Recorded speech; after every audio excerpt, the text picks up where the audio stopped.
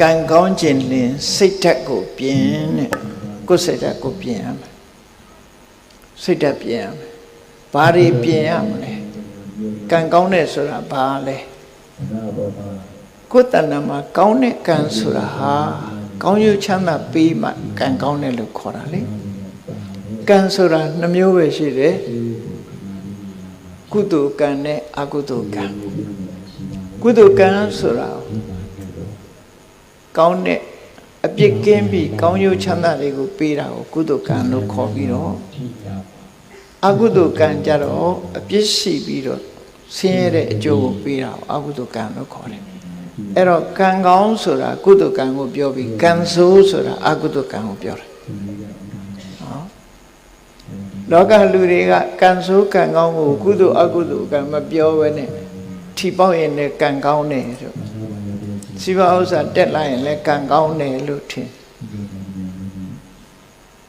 အဲ့ဒါတကယ်ကတော့ကံရဲ့အကျိုးသာလည်းဖြစ်တယ်ကံကောင်းတာမဟုတ်သေးဘူးเนาะတယောက်တယောက်နှုတ်ဆက်တဲ့အခါတို့ဆူတောင်းတဲ့အခါကျကံကောင်းပါစေပြောကြ good luck ဆိုတာနော်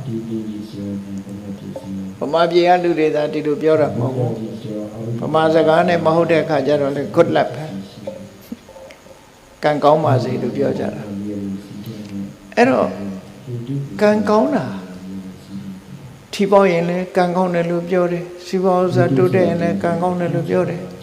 အစည်းရင်ကလွတ်သွားရင်လည်းကံကောင်းတယ်လို့ပြောတယ်အဖမ်းမခံရရင်လည်းကံကောင်းတယ်လို့ပြောတယ်အမျိုးစုံပဲကံကောင်းတယ်လို့ပြောတာတွေကအဲ့ဒါဟာဆိုးကျိုးကလွတ်မြောက်နေတာကိုကံကောင်းတယ်လို့ပြောတာကံဆိုတာအကြောင်းတရားသာလည်းဖြစ်တယ်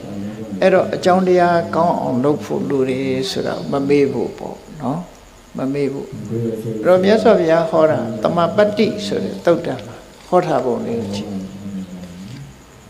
ကံကောင်းတယ်ဆိုတာကိုယ်တဏ္ဍာမှာကုသိုလ်တရားတွေဖြစ်မှကံကောင်းတယ်လို့ပြောလို့ရတယ်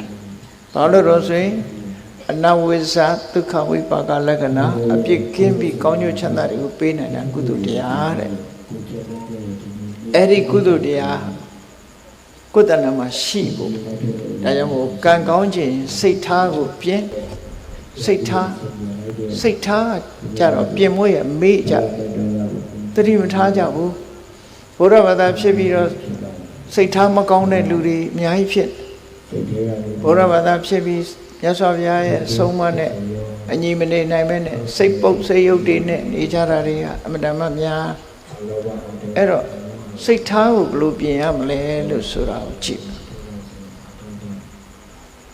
မြတ်စွာဘုရားရဲ့အဆုံးအမအပေါ်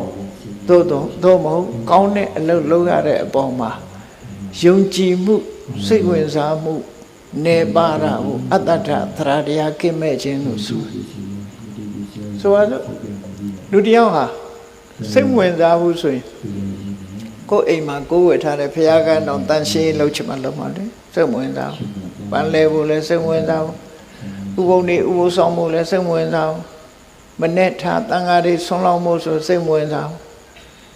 အဲ့ဒီလိုတရားပွဲရှိလို့တရားပွဲသွားဖို့တရားနာဖို့စိတ်ဝင်စားဘူးအဲ့ဒါအတ္တထလို့ခေါ်တယ်အဲ့ဒီအတ္တထဆိုတဲ့မယုံကြည်မှုရှိလို့ရှိရင်စိတ်ကောင်းတဲ့အလုပ်ကိုစိတ်မဝင်စားဘူးဆိုရင်ကံမကောင်းဘူးတဲ့ဒါကြောင့်ကံမကောင်းစေတတ်တဲ့စိတ်မဝင်စားဘူးကောင်းတဲ့အလုပ်ပေါ်မှာစိတ်မဝင်စားဘူးဆိုတဲ့တရားတရားကင်းမဲ့နေတဲ့စိတ်ထားကိုတရားတရားထက်သန်တာနဲ့ပြုပြင်ပေးလိုက်ပါစိတ်မဝင်စားရင်စိတ်ဝင်စားအောင်လုပ်ပါဘယ်ဆရာတော်တရားဟောမြတ်စွာဘုရားတရားတွေကပဲဟောကြမှာပဲဖြစ်တယ်သွားပြီးတော့တရားနာပါနာပြီးတော့တရားနာမယ်အသိဉာဏ်တိုးအောင်နာမယ်ရေရမောရလို့ဆိုတဲ့အတွေ့တွေနဲ့မတွေ့ပါနဲ့